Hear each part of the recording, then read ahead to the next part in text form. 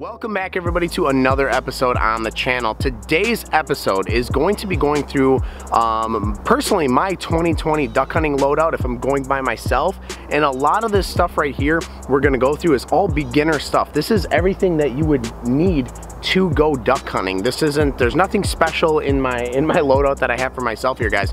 So if you guys are looking to getting into duck hunting and stuff like that, this is all you're gonna need. This is just the basic stuff. This is all I use when I'm going by myself. If I'm not going with a buddy of mine and his big rig, stuff like that, if I'm just going out by myself, you know, this is everything I have, and it works really, really well, so stay tuned. All right, everybody, so like I said, this is just your typical beginner stuff and personally my loadout. So we're gonna go through everything, couple bonus items in there as well that I think if you're, you know, if your budget, you know, has it in there to go with that. So we're gonna get into it, and before I start, guys, if there's anything I miss, if you guys are watching this and you're an experienced duck hunter and there's something that I missed, drop it in the comments below. If you guys are new to duck hunting and you want more info, go down in the comments below. I'm sure somebody's gonna share something in there that I don't hear. So the first thing, before I jump into the gear, guys, this may seem like common sense, but you're going to need to get your tags. So here in Wisconsin, you got to get your federal duck stamp, you got to get your small games license, you got to get there's a few more. It's all on the website, but make sure that you guys, wherever you're hunting, you know, in the country, if you're hunting in Wisconsin, wherever it may be, Minnesota, anything like that, make sure you guys go on there and get the proper tags. Especially if you have like an early teal season or early goose season like we have here in Wisconsin, you got to make sure that you get those permits as well. So make sure that you have your tags. So first things first, guys, you're going to need your shotgun. So any shotgun will do. You don't need anything special. This right here is the Stoeger M3000. So this shoots 3-inch shells. This is a pretty good budget gun in my opinion. This right here, I think I paid like $530 for it, like 530 bucks brand new from Shields for this gun right here, guys. You know, it's camo dipped, it's semi-auto. There's nothing special about it, and I've had no issues with it whatsoever. I'm not saying go buy yourself a Stoeger, whatever you feel comfortable with. The first gun that I ever used was just an old 12 gauge pump action shotgun of my dad's. So you don't need anything special. You don't even need this gun right here. This is just what I have. You can do a choke. So on here, guys, you don't need a choke, but well, most shotguns, they kind of come with a choke. This is an extended full choke here on this one here, but my dad's old shotgun that I was using was the barrel was just a full choke barrel. So make sure, you know, most shotguns when you buy them, they come with a choke that you can use for steel. This is just what I use on there. You don't have to use that. It's just, I think it's just a Carlson's extended full choke on there. But the first thing you guys will need is a shotgun. So whether you're borrowing a shotgun from your grandfather, your dad, something like that, or you can go out and afford one yourself, like I said, I like this shotgun. I know I'm going to get some comments down below of how I like it. I like it. I've never had an issue with it. It shoulders nicely. I just feel like it's a really good gun. So the first thing you'll need is a shotgun. The next thing you guys will need, now you'll kind of notice that this might not be in any particular order. These are just the base items that you're going to need for duck hunting. Let's say you're going out on a solo duck hunt. These are going to be the things that you are absolutely going to need, in my opinion. So the next thing that I would recommend is obviously you need a case for your shotgun. So this is kind of like beginner level stuff right here. You're gonna need a case. Now this case right here actually floats in the water, and what I like about it is it actually doesn't have any padding in a couple spots. So you can actually fold this up and save yourself some space. So this actually floats in the water and it's waterproof. I would highly recommend that for your shotgun case, because you don't, when you're out duck hunting, you're gonna get water involved. And you really, if you can limit water to the gun as much as you can, you know, it's going to cut down on rust. Make sure obviously when you're done hunting you clean your firearm, but a case like this is really, really nice. Next thing on the list, guys, you pretty much gotta have them, is going to be waders. So right here I have a pair of Frog Tog waders right here. I really like Frog Tog waders. I've used a pair before when I was just borrowing from a buddy, and then I ended up buying a set myself. They're reasonably priced. I think I paid like $185 for these. These ones right here I think are, what do we got, 1,200 grams of Thinsulate. There's some waders you can go warmer. It really depends on where you're hunting. If you know that you're gonna be hunting in a lot of really, really cold water, you know, maybe I'd try to go a little bit more Thinsulate, but for the most part, I just layer up really good underneath these. They do a pretty good job. I wouldn't say like they're the warmest waders, but you know, I layer, like I said, and they do pretty good. You got some extra pockets pockets on here, and then you have a shell holder right here, which I didn't think was a big deal with waders, but it's actually really nice having a spot to kind of hold some shells, especially when you're out there. Let's say you shoot a duck and you're going out there after it, you know, and the ducks are flying over, or you know what I mean, things like that. It's just nice to have shells right there, so you're not reaching down to your pack or having to worry about reaching into a pocket. They're just right there, easily accessible. So you're gonna need waders. Like I said, these were like 185 bucks. You could probably find some cheaper ones as well. So you gotta have waders when you're duck hunting. There's pretty much no getting around that. Next thing, guys, is gonna be a pack. So I have this pack. I use this for my bow hunting pack and everything like that. You don't have to. They have like blind bags that you can buy. This is basically my blind bag right here. I don't know. It does the trick, guys. Basically, you're carrying shells and stuff in there. You're carrying snacks. You're carrying maybe some oil for your shotgun. You never know when that's gonna heat up out there, and you're gonna have some issues with that. Knife, things like that. So have a pack with yourselves. This one's a nice pack. Preferably get yourself something that's gonna be waterproof, just because you're dealing with a lot of water. Oh, shells. This is common, or you know, may seem like common sense, but for beginners, make sure you bring yourselves you know, at least a couple extra boxes, if not 3 boxes. I just use Winchester. I don't use anything crazy. I've used a few other stuff like Remington and Browning. I've used some of their shells before.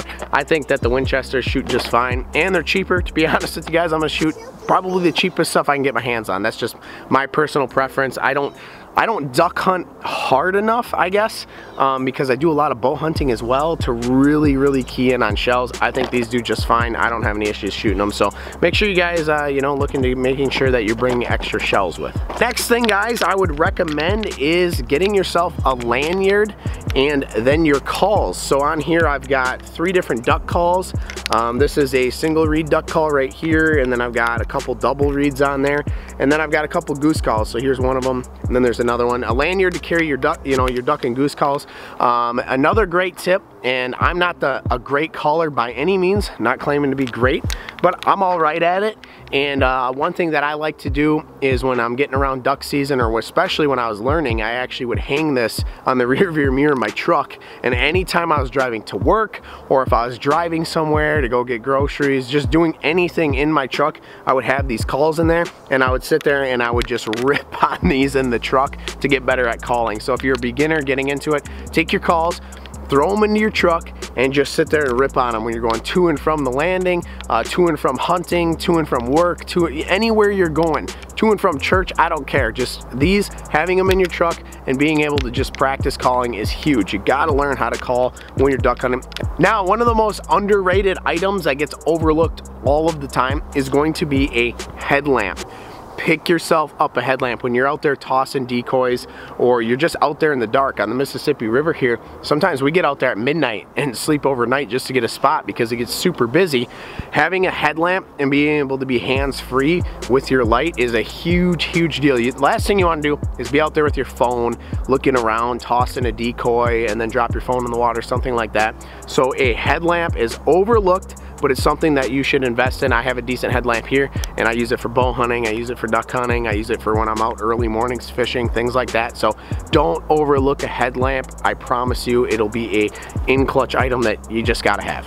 The next item, guys, is going to be these bad boys, these decoys right here. I have probably 2 dozen decoys, maybe a little more in this bag. For a beginner, I would recommend just going with a dozen decoys, in my opinion. I think that's really all you need. And I'll even show you one of my decoys here, guys. Right here. This is one of them. They're nothing special. They're not super expensive decoys, guys. They do the job. I've got some string and a weight on there. They're not expensive. They do the job. Like I said, I have like a little over a couple dozen in here. Really, in my opinion, a dozen is really all you need when you're going out by yourself, especially if you're hunting like somewhere local, things like that. You know, when you get into kind of those situations where you do need more decoys, you know, generally you're hunting, you know, with a lot of, you know, competition around the area, and you're trying to really, you know, hone in and have numbers for safety for the birds. But for a solo hunter, in my opinion, I think really a dozen decoys to a couple dozen decoys is plenty. I have them in a big bag here, like this big giant bag like this. I would recommend a slotted bag actually. This is nice cheap bag. So if you're a beginner looking for cheap stuff, this bag right here is only gonna cost you like $2-3 bucks. But one of those slotted bags, you can find them on Amazon pretty cheap. I think like 30-40 bucks maybe tops. You can find some slotted cheaper ones. Those just keep them a little more organized, and it takes up a little less space because they're so organized. This is just really bulky. So, but if you're looking for cheap, that's what I would do. And then cheap decoys as well. I found, you know, cheap flambeau decoys on Amazon for, I don't remember what it was. One time I think I found like half a dozen for like, I don't know, I think it was like maybe like 20 bucks. So you could find them fairly cheap. So this next item right here, guys, is actually kind of a bonus item. You don't need this, but if you're going out by yourself and you're looking to add a little more to the spread and things like that, a jerk cord. So basically you have this this side right here unravels and all these decoys are in a line, and then you basically walk this anchor out and you drop it, and then you can pull on this pull cord here, and basically what it does is it moves the decoys back and forth. So if you have birds flying around and you're kind of calling at them a little bit, or you don't even, sometimes you don't even have to call with the jerk cord, and you just pull this, and what it does is it moves those decoys back and forth, but it creates motion in your spread. So when ducks are flying, they're gonna see that, and they're gonna see that your spread looks alive. So maybe if you're on a marsh and there's several people out and they don't have a jerk cord out and you do, and they, you know, ducks are flying around, they see that you're working this jerk cord. It looks like live ducks are moving around in the spread. They're gonna come dump into your spread. That looks a lot better to them. It looks more alive. It looks more natural. So if you have it in your budget to scoop up a jerk cord, I would highly recommend it. And you can even build these. I don't know how to build them, but I know that you can make a jerk cord for super cheap. I'm sure there's some tutorial videos on YouTube for that, but I know you can build these things for cheap. Lastly, guys, I'm gonna turn this around. This is if you're a solo hunter. I'm gonna turn the camera around. I'm gonna show you guys my canoe right here. This canoe is not super fancy. It's a cheaper canoe that I got, and I actually did the paint job myself. So the paint job you see on here, I just literally took spray paint. I bought 3 different colors of spray paint at Walmart, and I ripped off like a willow tree, like I ripped off a branch on a willow tree, just a little leaf part of it, and then I think I grabbed like some basically tall weeds from the grass near my house, and I just used those as stencils, and I camoed this canoe. Here's the canoe right here, guys. If you're gonna be hunting by yourself, you're obviously going to need some way to get there. Some spots that you're hunting you can actually walk to, but this canoe, if you can find yourself a canoe, kayak, something cheap that you can pick up for real cheap, and then just take some spray paint like I did, and look at that. I mean, I camoed it perfectly. It's not amazing by any means, but it's camoed pretty well, and that literally costed me like $7-8 bucks of spray paint from Walmart, and this thing camoed up really nice. So there you guys have it. That is my 2020 duck hunting loadout. That's pretty much all the beginner stuff you need, you know. You need your shotgun, you need your waders, you need your tags, you need your extra shells, you need some decoys, and you need, you know, a canoe, something to get you there. Some of the spots you hunt, like I said before, you could even just walk out to with your bag of decoys, things like that. I've seen that, you know, plenty of that before. I even have some spots where I can do that as well. But like I said, if you can find a cheap canoe, cheap kayak, something like that, just to get your stuff, you know, to a different spot, that's gonna help out tremendously. I hope you guys enjoyed today's episode. So if there's anything I missed, if you guys are watching this, you're an experienced hunter, share it down in the comments below. Like I said before, if you guys have any questions, you're a beginner getting into it, please let me know. I would love to help out any beginners getting into duck hunting and stuff like that. Otherwise, the bow opener is tomorrow here in Wisconsin, and I'm going to be hunting that. It's looking like it's calling for rain, so hopefully it doesn't get too wet out there. But I hope you guys enjoyed today's episode. Remember to like and subscribe, and we'll see you guys on the next one.